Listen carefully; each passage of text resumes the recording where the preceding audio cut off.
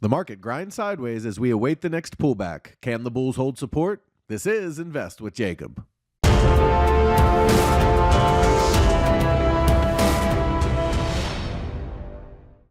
Okay, guys, so the market basically traded sideways in a triangle for most of the day before pushing higher in wave 5 for the cash market on the SP 500 and then selling off a little bit into the close, which leaves us with the same basic question. Can the bulls hold support on the next pullback? I'll get into that in just 1 second, but first, if you're new here, welcome to the show, guys. My name is Jacob Gabbard, and this is Invest with Jacob, where we use Elliott Wave Theory to break down the SP 500 and the NASDAQ. I highly encourage you to hit that subscribe button down below so that you can get our daily S&P updates, our trade setups, and our buy alerts.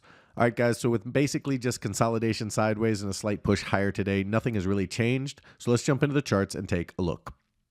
Okay, guys, so here we are on the 5-minute SPX chart, the S&P 500 chart. We are not on the futures at this time. We will be here shortly, but I wanted you to see the action today so you could kind of see why we got this higher high in the S&P, but not in the NASDAQ.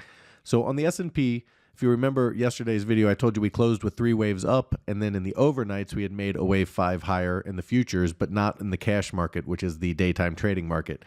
And so what they did is they traded out a triangle in wave 4 here and then pushed up higher to give us 5 waves in the cash market as well, allowing it to catch up with both the NASDAQ and the futures.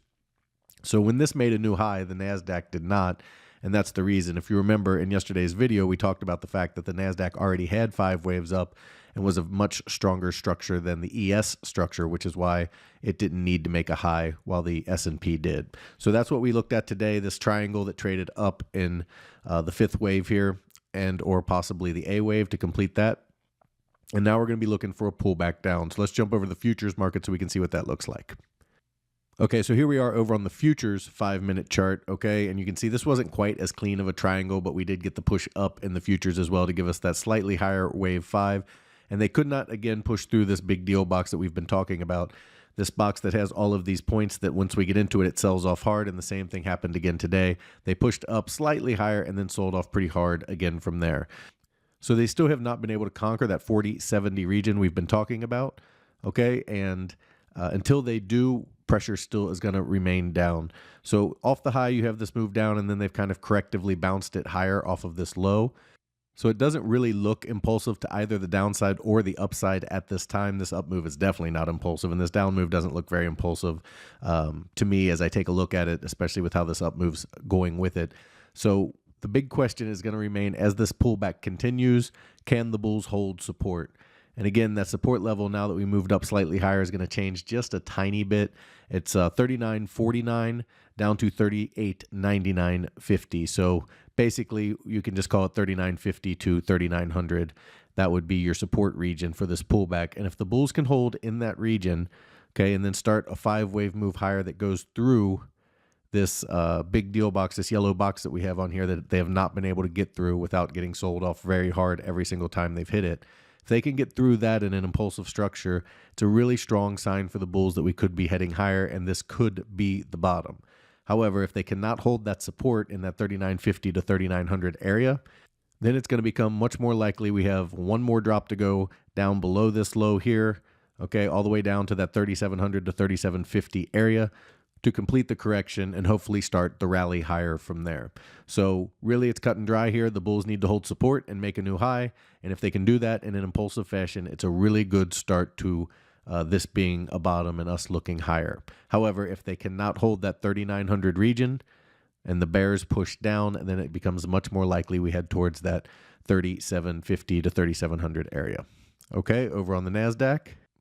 Okay, you remember yesterday we talked about the fact that the NASDAQ had a very solid 5 waves up already, okay, that exceeded the 2.0. It was a very strong move, almost to the 2618, and they almost pushed through their big deal box here, the yellow box that they need to get through, and then they sold off a little bit. And then today they basically just traded sideways and grinded sideways most of the day, consolidating while the ES and the S&P kind of caught up with them. And this is all off the top here. This is all very corrective. And that's a very good sign for the bulls in both markets, because if the NASDAQ's pullback is corrective, that usually means that we are going to hold support and look for a new high. And if that happens, it's very bullish for both markets. So for the NASDAQ, okay, nothing really changed from yesterday because they didn't make a new high and they kind of just grinded sideways. They need to hold their support level on this pullback, and their support comes in at 12,095. all the way down to 11,882. As long as they can hold support, okay, make a low, and they get an impulsive rally off of that low that gets through their box here. And this box is from basically 12,400 up to 12,550. If they can get through this yellow box on a move higher that's impulsive, it's a very bullish move, and it could be the start of wave 3 off the low, okay, which would be a very bullish sign for both indexes. So same basic thing for the NASDAQ. They have made their 5 waves up. They're looking to hold support. The difference is this structure here is very corrective, which is a very good sign for both markets. Guys, if you like the information that I put out in these videos and you want real-time market updates from me, you need to check out investwithjacob.com. There's a link down in the description. Go ahead and click that link and it'll take you right over to our website. Once you're over there, check out our membership plans. We have 2 incredible plans and they both come with a 7-day free trial. And that's because I want you to get in there, try it out, and make sure you love it and become part of our trading family before you ever spend a penny. In my room, the Invest with Jacob room, you get all of my real-time market updates, all of my buy and sell alerts, as well as all of your Elliott Wave questions answered. We trade the SPY and the QQQ, and we swing trade, which means our trades last anywhere from a few days to a few months, and they don't trade quite as often as a day trading room would. However, if you are looking for day trading as well as individual stocks, you need to check out PT's Throne Room. In his room, you get everything you get in the Invest with Jacob room, as well as individual stock trading, day trading, and PT's reduced risk binary method absolutely crushes the market. It's one of them things you kind of have to see to understand and believe how powerful it is. And that's why we give you that 7-day free trial to get in there and check it out.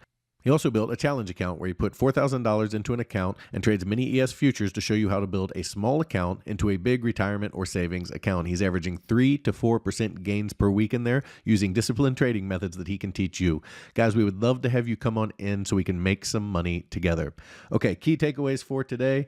We're looking for the bulls to hold support on a pullback on both markets. For the S&P 500, our support levels come in at 3,950 to 3,900 essentially. Looking for a hold there and then a move higher through this yellow box, okay, which comes in at 4070 at the top. So if they can take out 4070 on a move higher that is impulsive, it's a very strong sign for the bulls on the S&P. On the NASDAQ, they're looking to hold the 12,095 down to the 11,882 levels. If they can hold support there and rally from there and take out their yellow box, which is 12,400 up to 12,550, if they can rally over that, that is a very strong sign for the bulls as well. That is your market update for today. I will talk to you tomorrow.